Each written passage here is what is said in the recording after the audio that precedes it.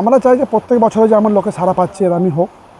আমাদের আনন্দ লাগে যে লোক হলে, আশপাশের লোক এলে, আর আমাদের আশপাশের যে এলাকা এইটা থেকে বহুত আমরা শান্তি পাই যে আমাদের জলসা এত ভালোভাবে হয়।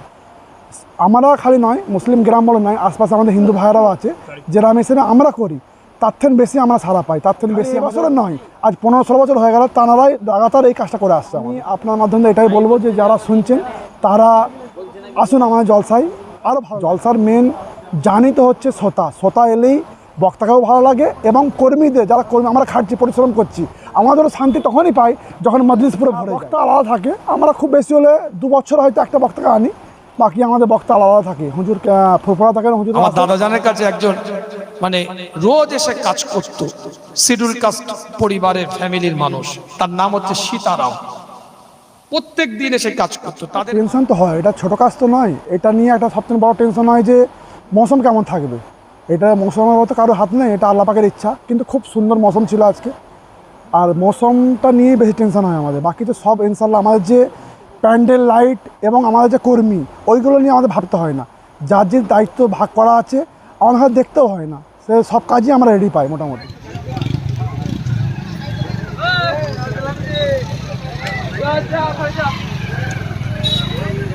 আপনাদের যে ঐতিহ্যবাহী যে জলসা, আপনাদের কত বছর চলছে? আমাদের এটা 16 বছর চলছে। 16 বছর। আর কোনো সমস্যা? না, সমস্যা নয়, বরং অন্যান্য জাতি ধর্ম বর্ণ নির্বিশেষে সকলেই জলসায় অংশগ্রহণ করেন। আজকে আপনারা এটা দেখেছেন যে শুধুমাত্র মুসলমান সম্প্রদায়ের মধ্যে জলসা সীমাবদ্ধ নয়, জাতি ধর্ম বর্ণ নির্বিশেষে ভ্রাতৃত্ববোধ এখানে আপনি দেখতে পাবেন। সকলে মিলেমিশেই জলসা একত্রিতভাবে আয়োজন করা হয়। মূল দায়িত্বে কে আছেন? মূল দায়িত্বে আমাদের দুল্লা গ্রামবাসীবৃন্দ সহযোগিতায় আমাদের যুবকবৃন্দ এই জলসা পরিচালনা করে। আমি তো দেখতে পাচ্ছি আপনার ডান হাত ভেঙে গেছে কিন্তু মন ভাঙেনি। তো এই মন নিয়ে আপনি সকল সাথীদেরকে নিয়ে কাজ করছেন, কেমন আনন্দ লাগছে? খুব আনন্দ লাগছে। এই জলসায় আমাদের গোটা গ্রামকে একই বন্ধনে বেঁধে রেখেছে। সেই জন্য যত যাই হোক এই জলসাকে আমাদের টিকিয়ে রাখতে হবে। আর ওই জন্য এই কষ্ট ভুলেও আমরা এই জলসাকে মানে কায়েম রেখে চলেছে। গ্রাম বলা ভুল হবে, পুরো গোটা এলাকাকে আমাদের এক করে রেখেছে এই জলসা। কোথায় থাকা হয়? আমি দুবাইয়ে থাকি। আচ্ছা, দুবাই থাকেন। একমাত্র কি এই জলসার জন্য আপনি দুবাই থেকে চলে এসেছেন? না, জলসার জন্য বলতে বিছখানেও একবার পিছনে বছরে থাকতে পারিনি, খুবই মন খারাপ হয়। সব ছেলেরা থাকে, সবাই আসে, তো এই বছরের সময় পেয়েছি, তো খুবই আনন্দ পেয়েছি। আসার চেষ্টাও করি, কিন্তু সময় জলসায় এত মানুষের সমাগম আপনার কেমন লাগছে?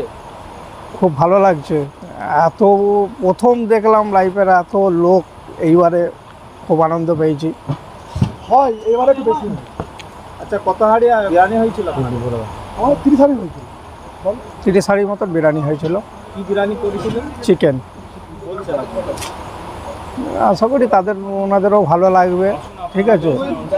আর জলসায় আসার জন্য অনুরোধ করা হচ্ছে তাদেরকে।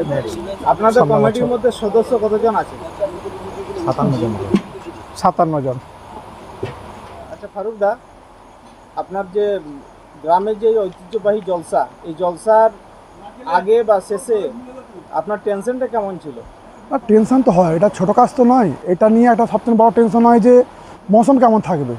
এটা মৌসুমের মতো কারো হাত নেই, এটা আল্লাহ পাকের ইচ্ছা। কিন্তু খুব সুন্দর মৌসুম ছিল আজকে, আর মৌসুমটা নিয়ে বেশি টেনশন হয় আমাদের। বাকি তো সব ইনশাল্লাহ, আমাদের যে প্যান্ডেল, লাইট এবং আমাদের যে কর্মী, ওইগুলো নিয়ে আমাদের ভাবতে হয় না। যার যে দায়িত্ব ভাগ করা আছে আমাদের হাতে দেখতেও হয় না, সে সব কাজই আমরা রেডি পাই মোটামুটি। আপনার হাতে এই দায়িত্ব কত বছর আছে? মোটামুটি আমাদের বাচ্চাদের আগে করতো, যখন থেকে আমরা ধরেছি মোটামুটি আমাদের হয়ে গেল 15-16 বছর হয়ে গেল। আমরা চাই যে প্রত্যেক বছরে যেমন লোকে সারা পাচ্ছে এরমই হোক। আমাদেরও আনন্দ লাগে যে লোক হলে, আশপাশের লোক এলে, আর আমাদের আশপাশের যে এলাকা এইটা থেকে বহুত আমরা শান্তি পাই যে আমাদের জলসা এত ভালোভাবে হয়। আমরা খালি নয়, মুসলিম গ্রাম বলে নয়, আশপাশে আমাদের হিন্দু ভাইয়েরাও আছে যারা হিসেবে আমরা করি, তার থেকে বেশি আমরা সারা পাই, তার থেকে বেশি আমাদের এই যে প্যান্ডেল, লাইট, আমাদের সব কিছুই আমাদের হিন্দু ভাইদের কাছ থেকে হাতে থাকে। তানারাই সব কিছু দেখভাল করে এগুলো। আর খালি এই বছরের নয়, আজ 15-16 বছর হয়ে গেল তানারাই লাগাতার এই কাজটা করে আসছে আমাদের। তো আমি আপনার মাধ্যমে এটাই বলবো যে যারা শুনছেন তারা আসুন আমাদের জলসায়, আরও ভালো লাগবে। জলসার মেন জানি তো হচ্ছে শ্রোতা এলেই বক্তাকেও ভালো লাগে এবং কর্মীদের যারা কর্মী আমরা খাটছি পরিশ্রম করছি আমাদেরও শান্তি তখনই পাই যখন মজলিস পুরো ভরে যায়। তো আমরা চাইবো যারা আপনার মাধ্যমে শুনছে তারাও সামনের বছরে আসুক, মেহমানদারি মৌকা দিক এবং ইশারা স্বভাব কিছু শুনুক, আল্লাহ এবং আল্লাহ রসুলের কথা কিছু উপভোগ করুন। প্রত্যেক বছরে কি বক্তা আলাদা আলাদা থাকে? হ্যাঁ, বক্তা আলাদা থাকে। আমরা খুব বেশি হলে 2 বছর হয়তো একটা বক্তাকে আনি, বাকি আমাদের বক্তা আলাদা থাকে। হুজুর ফুরফুরা থাকেন, হুজুররা আসেন এবং আলাদা আলাদা হুজুররা আসেন আমাদের বক্তা জলসাতে। নারে তাকবীর, নারে তাকবীর, নারে তাকবীর,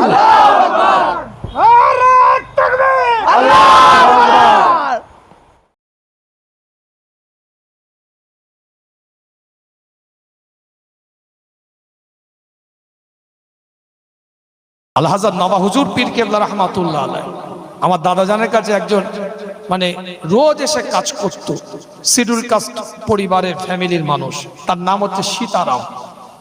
প্রত্যেক দিন এসে কাজ করতো, তাদের বাড়ির মেয়েরাও এসব আমার বাচ্চা তাদের কাছে কাজ করতো, মানে কাজকর্ম বিভিন্ন ফাই ফরমাস, বন জঙ্গল সাফ করা, যেগুলো কাজ করে রে বাবা সবই তো জানেন, দের মজুর খাটা মানুষরা যে কাজ করে। সীতারাম বলে না, দাদাজান ডাকতেন সীতারাম সকালবেলায় উঠে। তো আলহাজার নওয়াব হুজুর পীর কেবলা একদিন শীত বস্ত্র দিচ্ছেন। মানবিক আচরণ কাকে বলে, ভ্রাতৃত্বের কি শিক্ষা দেখেন আপনার পীর মাশায়েখেরা আপনাদেরকে শিখিয়ে দিয়ে গেছে। উগ্রতা নয়, উগ্রতা নয়। বলছে দাও বাবু একটা কম্বল আমাকে দাও।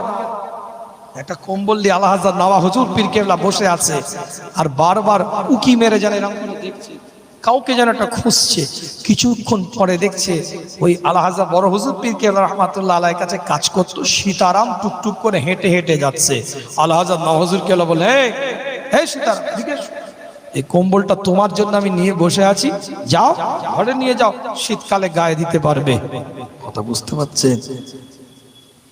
তারপরে ওই ব্যক্তি চলে যাওয়ার পরে সবাইকে বলছে, শোনো আমি কেন তাকে কম্বল দিলাম জানো? ওর যখন শরীরের একটা বল ছিল আমরা সবাই ডেকে ডুকে কাজ টাজ করাতাম, তাকে মজুরি দিতাম। এখন আর শরীর তার ভয় না, কেউ তার আর ডাকে না, তারও তো কিছু প্রয়োজন আছে, তাই আমি কম্বলটা তার জন্য রেখে দিয়েছি। জুড়ে বলেন না সুবহান। এই যে মানবিক